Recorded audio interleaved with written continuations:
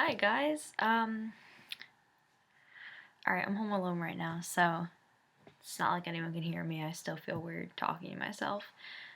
Anyway, so it's me. I'm really excited to make this question and answer video. I know in the past few months that I've had this account, a lot of people have reached out to me and asked me about specific issues or topics that they want to know more about in terms of ed recovery, fitness, all that stuff. So figured I'd just make a video on it, and I got a ton of questions and I'm so excited. So I'm just gonna jump right into it. I mean, I'm just a go-getter. Alright. How to deal with guilt aside from the usual take a bath or call a friend type of thing. Okay, see, I do like taking baths, so, but I don't like talking on the phone, so, things I do to deal with guilt, I really am big on being distracted. I feel like that's the biggest thing for me is just to find a way to stay distracted. I remember when I think it's easier for me with a big family. I have three younger sisters, my mom, my dad, around me, in my house alone. I don't even have to go anywhere to find people to keep me distracted. And I feel like keeping distracted with people is really important because they can kind of especially your family, they can kind of straight up tell you come on, snap out of it, even though it doesn't work like that. But even if you're with a friend, they see you're if you're guilt ridden and you're kind of just distant and you're trying to talk to a friend, they could easily just be you know what, all right, I'll talk to you later, I can say you're not okay. My sister would be what's wrong with you, come on, let's go do something, you're acting really weird, it's annoying. And she would just be straight up with me. I just know that when I feel guilty, it's different now for me because, of course, I still feel guilty at times. I don't, here's the thing, I don't think anyone gets rid of an eating disorder because you kind of can't unteach yourself everything that you've hammered into your head about calories and nutrients and exercise, and you can't unsee everything. You know what I mean? It's I'll never be the kid again who looks at a sweet potato and it's oh, potato. I look at it now, I'm oh, starchy vegetable, carbs, and not in a bad way, but it's everything is I I don't think you just undo an eating disorder. I don't think recovering means it's gone. I think recovering means you learn how to live with it without it over powering the health of you. So I would so back to, this is a tangent, but I I am not in my my sick state and my sick state of mind. But I still do feel guilt at times. And the best thing for me is to just stay distracted. I I normally, if I feel guilty, I'll start overthinking, I should have done that, it wasn't even good, all these negative things about what I ate or why it wasn't what I expected it to be. That made me feel guilty about it. But I would normally, when I was in my sick state, honestly, what I would do is, I don't want to be triggering for anyone, so I would just act on on my behaviors. Now, to deal with guilt in a healthier state of mind, I feel my life now is get over it. Not telling everyone just oh, it's so easy, just get over it. But I feel I'm a move on kind of person now, and I feel after fighting for so long, it shapes me into this person. It's just I'm all right, I gotta move on, gotta go, gotta just move on. And I feel I really am a firm believer in tomorrow's a new day. You just gotta start over fresh tomorrow. I really suck at this. Me want to recover. All right, I've been dancing since I was like 3 years old, like 15 years almost now. And one of my teachers has become like a really close friend, like a really close family friend. She's like an older sister to me. She is like my mom's age, but she's just so cool. And I work for like tonight. I worked for I dance assist, and I worked like 3 of her classes, and like she's just so much fun. And uh, she was like she's seen it like me through it all, like through my whole ed like process. So what happened was that I was dancing for her in ninth grade and 10th grade, and like really just like really lost it, like was really doing terrible. And she didn't want to come out and say anything. Of course, my mom was talking on the side, so she knew the whole story. But last year, when I was a junior, I was in modern class, and one of our pieces she choreographed was like a dance of like release and like freedom, and it had like all these underlying messages, and the moves were very powerful and like just like breaking free, like breaking just like strength and redemption. I don't. It was very powerful. And I remember she pulled me over to the side and she said, she's like, Angie, this dance is for you. Like I wrote this dance for you. This is your story. This is you overcoming whatever's bringing you down. This is you like breaking free. And I remember I went home and I cried because I felt like I was letting her down. I was at one of my lower, very low weights, like dancing in front of her, and I just felt so stupid. I was like, did she really believe in me when I look like this? And I was just so angry at myself. And I have a picture from that day on my wall. It's taped to my wall because I have a picture wall. But at the performance, I remember like I just felt like I remember it was the end of May, and that was like I said earlier. That's like when I wanted to start.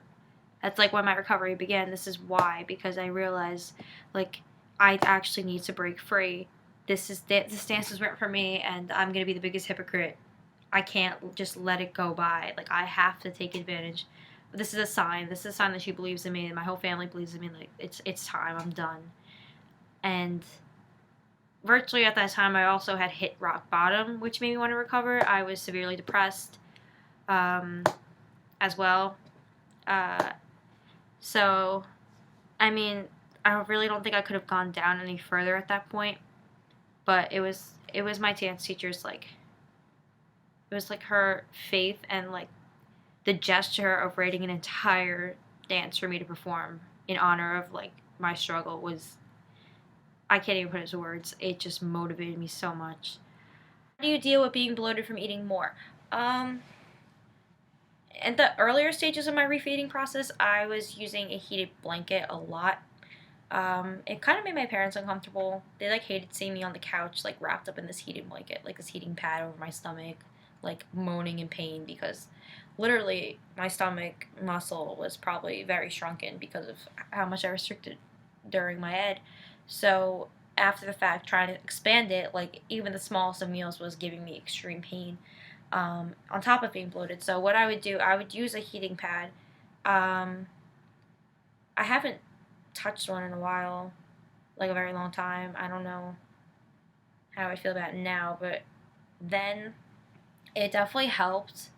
I don't know if it was all in my head, like thinking like, oh, this is definitely helping, and it actually wasn't. I don't know. I feel like either way, something about just the presence of the heating blanket was helping me. Um, Also, um, dealing with bloating. Just comfy clothes. I mean, like, look at me right now. These are, yes, I'm in my volleyball attire. This is, yeah, attire, yeah. But, like, I just had dinner, and, pretty stuffed. Pretty bloated. Definitely do not want to look in that mirror over there. So, I actually, before I ate, I like put on comfy clothes because I know like once I'm done eating, I'm gonna be puffy and bloated as usual. So threw on these flannel pants, sweatshirt, and kind of just not trying not to feel my body. Does that make sense? Like in my head, like even physically, like yeah, I guess, but like in my head, like I'm trying to just feel distant from my body, like not in tune. Like I don't. Sometimes I feel bloated. Like I feel like mentally heavy, and like just like I'm carrying a lot. So I kind of like to space myself out from that when I'm feeling bloated. Avoid mirrors, done, body checking, all that stuff. I mean, it's a lot of stuff I would say might sound cliche, but it's cliche for a reason. I mean, it does make sense. It does work. So, where am I now in my recovery?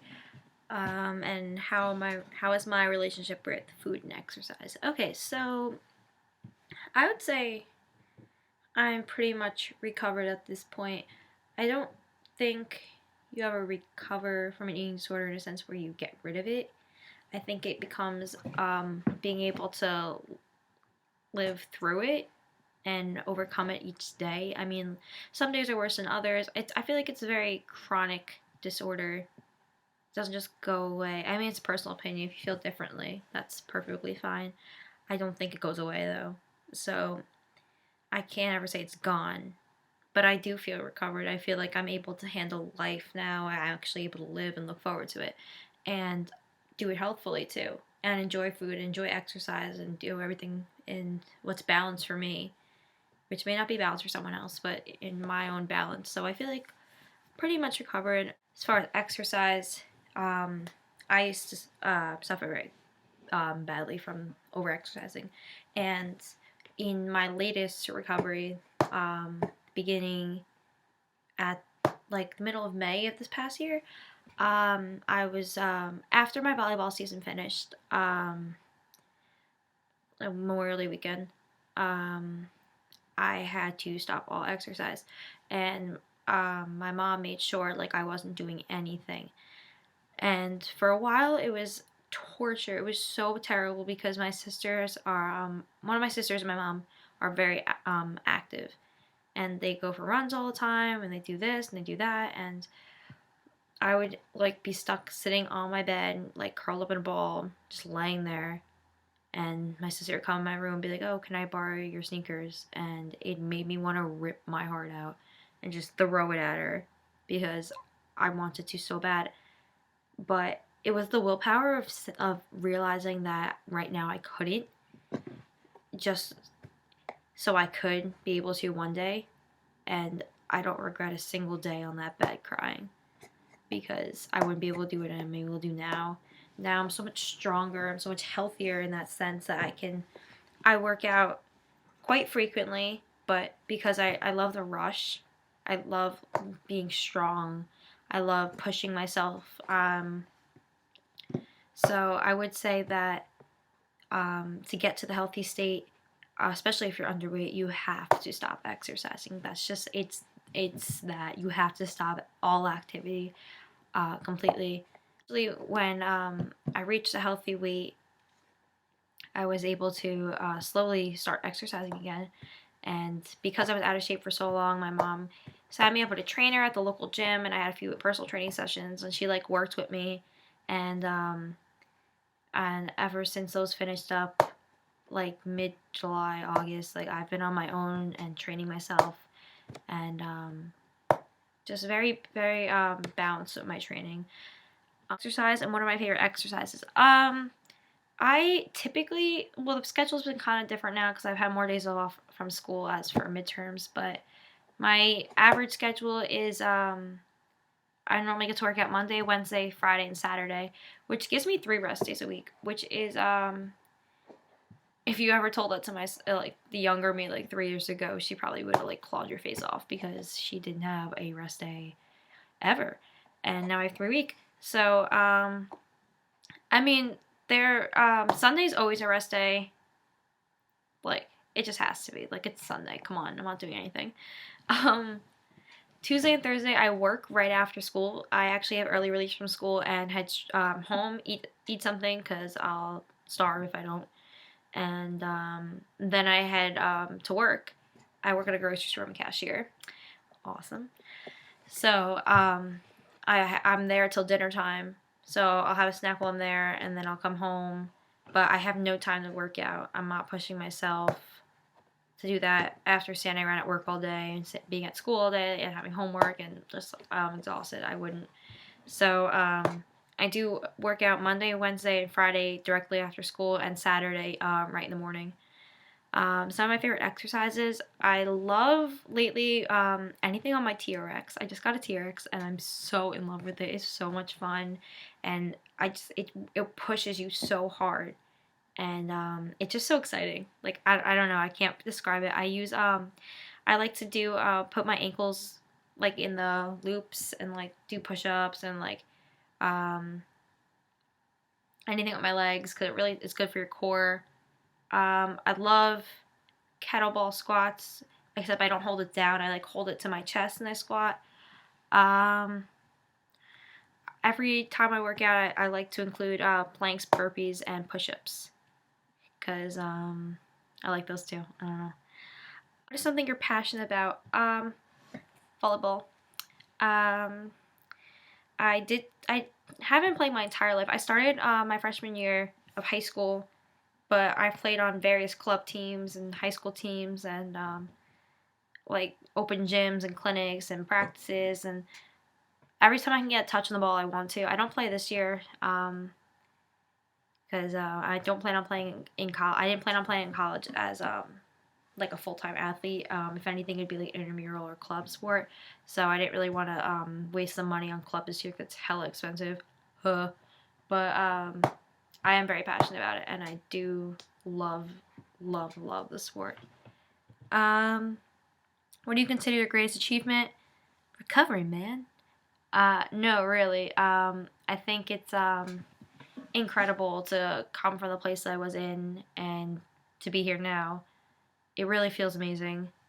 Um, I look back even to just like the middle of last year where every day felt like there was like a dark sheet over it.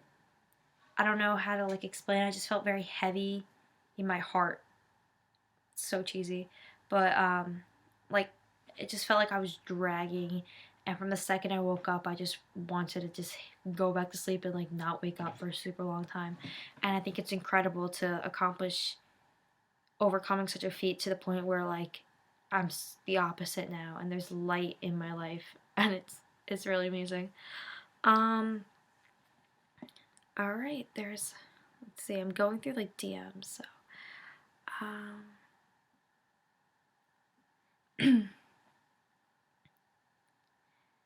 all right, here's some personal ones. What do you want to major in college? I am positive I'm not doing anything with science and or math. I am not that kind of brain. I'm a history literature brain, 100%. Um, I do love writing, and I do love like history.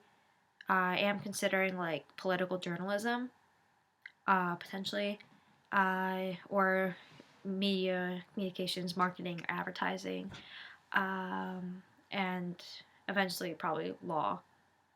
But I know, did you all expect me to say like, oh, nutrition, dietetics, or I do find that fascinating, and I am very passionate about that too. I don't think I would want to pursue a major in it, possibly a minor if that's like possible. Um, but those are my major choices. Um, my favorite food is guacamole. That's it. Just just give me a lot of guacamole, hell a lot of guacamole. I don't know. I don't know what it is. I guess like I'm making up for like 4 years missing out, but it's hella good. Um, favorite form of exercise? I love lifting and like body weight exercises. I don't mean like lifting like, I don't know. My idea of lifting is like using weights and weight training. So I guess I should say weight training. Love it. Did you get professional help or did you self recover? I was inpatient twice. I was inpatient in December of my November 11th of my sophomore year. I'll never forget. I have the hospital bracelet in that nightstand over there, and I look at it sometimes and just. I also have my fall risk bracelet, and I don't know if you guys had that, but November 11th of my sophomore year, I was hospitalized. Never forget the day. Never forget the outfit I was wearing. Um, won't even dare to put on that jacket anymore, but for some reason I still have it. I signed an AMA and came out and was back in by February. Stuck it out in February, dropped down to IOP, and oh, just kidding. IOP doesn't come next. All these acronyms just get me. Dropped down to PHP. Was still out of school, so I was kind of frustrated. Wanted to be out by my birthday completely. So my birthday was in April, and I came out like a few days before my birthday. So it was a long time. PHP kind of sucked. Not as much as inpatient, but PHP kind of sucked too. From there, I kind of worked with an outpatient team, but it was always never strict enough. And even when it was strict enough, I was just always worse and more reluctant to accept help. So I would say that in terms of saving my life multiple times, professional help did help me. To get to the point where I am today, it was self-recovery. I would give myself a lot of credit for that too. How recovered do you think you are? Basically as recovered as I'm gonna get. I think this is what it means to be recovered, if there is such a thing. I don't believe eating disorders go away. So to be recovered to me means to live a healthy life, and I think that's what I'm doing. Some of your favorite quotes. Everything happens for a reason. If my school yearbook did senior quotes, that would be mine, because I 110% stand behind this idea, and I don't believe in anything more than I believe in fate. Oh my god, I can't even. I had an eating disorder for a reason. I don't think it any other way. Everything that happens to me happens for a reason. I purely believe that. Today it was snowing really hard, and I was driving to school, and I had my sisters in the car and our family friend, like our neighbor, and I was driving up the street, and I got stuck behind a really slow car, and at first I was kind of mad. I was like, oh my god, like I wish they would move, like this is so annoying. And then a second later I realized they're in front of you for a reason. You're meant to go slow, you're meant to be safe. God forbid you got into an accident, like you're flying, slow down.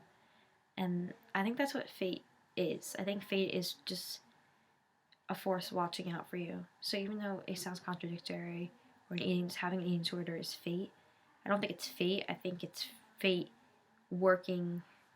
It tested my strength, and it really brought out my abilities and what I'm capable of. It allowed me to reach my full potential. And if you guys want another video on that, in terms of my eating disorder, I'd be happy to explain it. It would take hours.